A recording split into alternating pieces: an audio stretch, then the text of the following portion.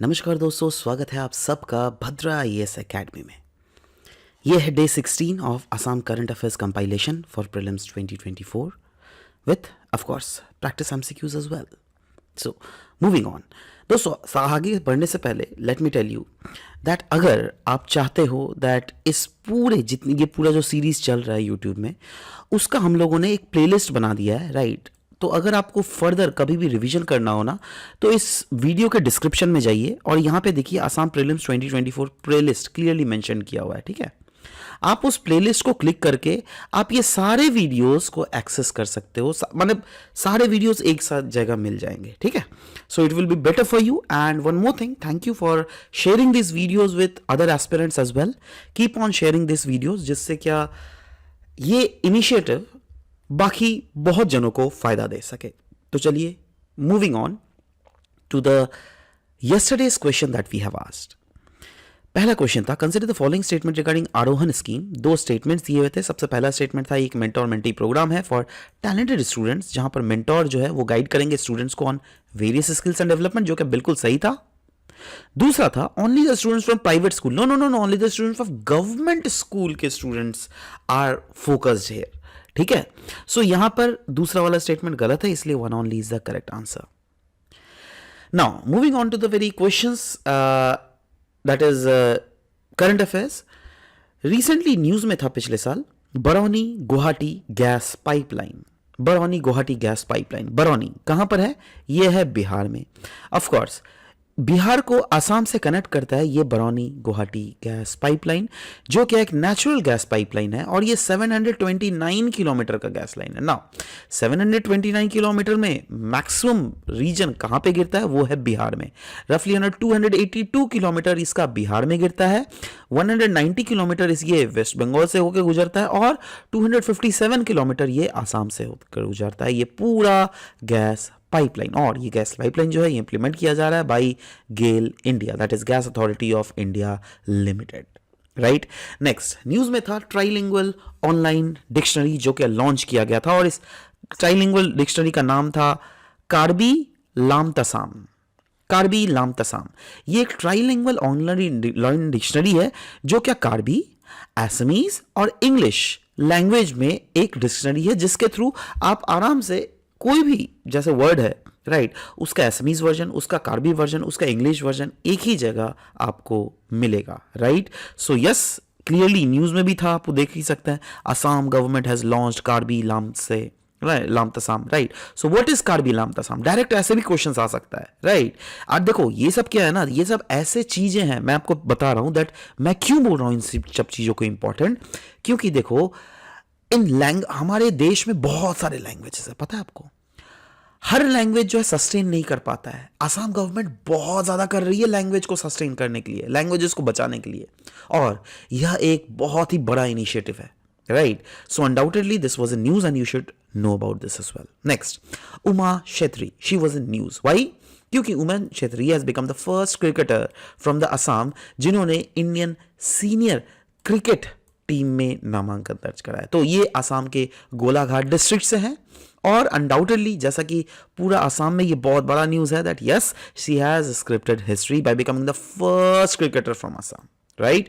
So yes, we should be proud of her, right. Next is Assam का export preparedness index में rank कितना था? तो नीति आयोग के द्वारा निकाला जाता है ये इंडेक्स, जिसका नाम है एक्सपोर्ट प्रिपेयर्डनेस इंडेक्स, जिसमें असम का रैंक था 21। नाम से तो समझ ही गए होंगे ये कैसा इंडेक्स है। एक्सपोर्ट प्रिपेयर्डनेस के लिए वेरियस स्टेट्स ऑफ इंडिया को देखा गया था that who are much more ready, जिसमें असम 21 नंबर में आता है ना। सवाल होता है दैट इतना पीछे क्यों रैंक है असम का? क्या क्या ऐसे फैक्टर्स है जहां पे असम का रैंक पीछे आ गया? वो है, पहला तो है इंफ्रास्ट्रक्चर, दूसरा है कनेक्टिविटी, नेक्स्ट इज R&D, और तीसरा है ट्रेड सपोर्ट। इन एरियाज में कहीं ना कहीं थोड़ा पीछे रह चुका है, जो कि हम लोग को आने वाले समय में आगे करना है। सो यस, यह एक कॉम्प्रिहेंसिव टूल है जो कि मेजर करती है export preparedness of various states या फिर union territories in India. Undoubtedly exports अगर देख लीजिएगा एक वाइटल है, बहुत ज्यादा वाइटल है, जिससे क्या एक्सपोर्ट से सिमुलेट क्या होता है? इकोनॉमिक ग्रोथ और डेवलपमेंट, कोई भी कंट्री में, राइट। और अनडाउटेडली एक्सपोर्ट जो है ये नेसेसिटेट करता है understanding the factors which influences the export performance.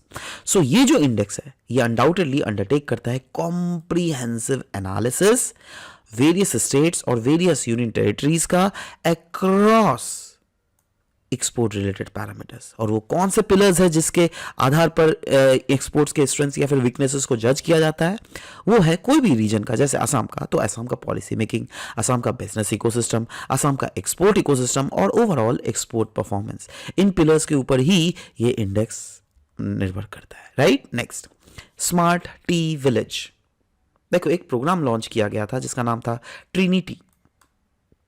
इसको लॉन्च किया गया था जिससे कॉम्प्लीमेंट किया जा सके हमारे टी बोर्ड का initiative for small T grower. और इस स्मार्ट टी विलेज में ही ये लॉन्च किया गया जिसका एम था to enhance the competitiveness of farmers. और कैसे फार्मर्स को हम लोग वैल्यू चेन में जिससे इंटीग्रेट कर सके। देखो प्रॉब्लम क्या होता है, आप आए दिन आसाम के न्यूज़पेपर्स में आप देखोगे that they will raise voice regarding the fact that Assam का टी इंडस्ट्री काफी पीछे, असम का टी इंडस्ट्री काफी पीछे, और बहुत सारे फैक्टर्स आपको बताए जाएंगे। तो टी बोर्ड ऑफ इंडिया भी क्या चाहती है दैट ओवरऑल पूरे असम के जो फार्मर्स हैं उनको वैल्यू चेन में प्रॉपर्ली इंटीग्रेट किया जा सके। इसीलिए तो ये आइडिया है स्मार्ट टी विलेजेस का। So Assam has about 1.22 lakh registered small tea growers जो कि अकाउंट करते हैं for 52% of total tea supply of tea leaves overall throughout the state. और इस एम का, इस ऑब्जेक्टिव मतलब प्राइमरी एम क्या है इसका, वो है दैट कैसे गुड एग्रीकल्चरल, सोशल और इन्वायरमेंटल प्रैक्टिसेस को प्रमोट किया जा सके जिससे ग्रीन लीफ का क्वालिटी को और भी इंप्रूव किया जा सके। 6 अप्रोचेस को अडॉप्ट किया गया है in the process of creating smart tea villages. Those process are weather, water, carbon, knowledge, energy and market smart, right. So these are the approaches that are being used. Next हम लोग बात करेंगे self help groups के बारे में। क्यों news में था, क्योंकि सीएम्स श्री हेमंत बिश्वा शर्मा जी ने बोला था दैट 30 लाख वुमेन जो क्या बिलोंग करती है of from 3 lakh self help groups, उनको हर एक वुमेन्स को दिया जाएगा 10,000 रुपए। तो सवाल होता है, देखो आप क्यों, क्योंकि ऑफ कोर्स एंटरप्रेन्योरशिप को आगे प्रमोट करवाने के लिए, right. Now self help group के बारे में बात करें तो ये क्या होता है। देखो ये बेसिकली ग्रुप होता है यूजुअली गांव में 10 से 20 महिलाओं का ग्रुप होता है जो क्या एक सोशल या फिर इकोनॉमिक पर्पस के लिए एक साथ मिलते हैं। ना ज्यादातर जो एसएचजी का फॉर्मेशन हुआ है ना, इसलिए हुआ है जिससे फाइनेंशियल सिक्योरिटी प्रॉपर मिल सके। अब देखो क्या होता है दैट बैंक्स जो है ना, कोई एक इंसान को लोन देने में डरती है, राइट।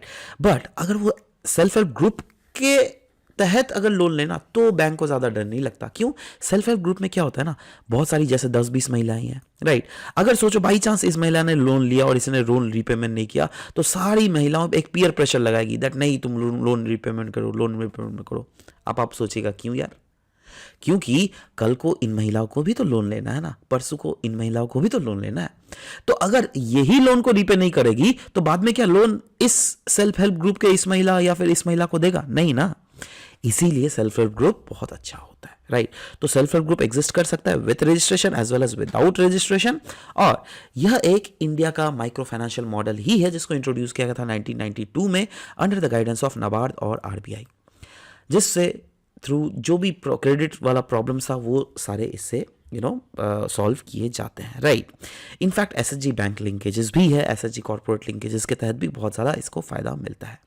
स्टैटिस्टिक्स अगर बात करें थोड़ा सा आपके साथ इंडिया में एसएचजीज के बारे में, तो around 1 crore self help group है विद एक्टिव बैंक लिंकेजेस, जिसमें इन्वॉल्वमेंट है अराउंड 10 करोड़ लोगों का, जिसमें ज़्यादातर महिलाएं हैं। और यह एक aggregate balance bank balance of about 7,000 crore भी है ऑफ वेरियस एसएचजीज। 90% जो है सेल्फ हेल्प ग्रुप इंडिया में वो वुमेन्स के द्वारा ही चलाया जाता है।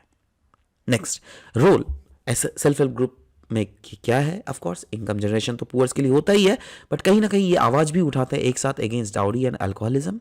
एक प्रेशर ग्रुप का तहत काम करता है पंचायत में, क्योंकि पंचायत का इलेक्शंस को बहुत हद तक ये इन्फ्लुएंस कर सकता है, राइट। अनडाउटेडली अगर बैंक एक्सेस देता है कोई भी सेल्फ हेल्प ग्रुप को, तो इनडायरेक्टली फाइनेंशियल इंक्लूजन को भी ये प्रमोट कर रहा है, वुमेन की कंडीशन भी अपलिफ्टमेंट हो रही है, और जो भी मार्जिनल सेक्शंस के लोग हैं उनका भी सोशल अपलिफ्टमेंट हो रहा है।